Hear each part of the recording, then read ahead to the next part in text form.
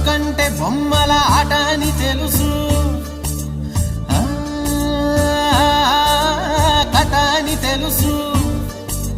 కథ అని తెలుసు, కథలన్నీ కంచికే చేరునని తెలుసు,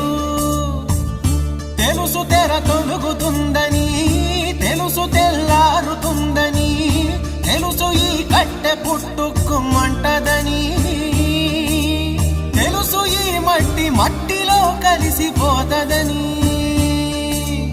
ఇన్ని తెలిసి ఇరకాటంలో పడిపోతావు ఎందుకని? మాయా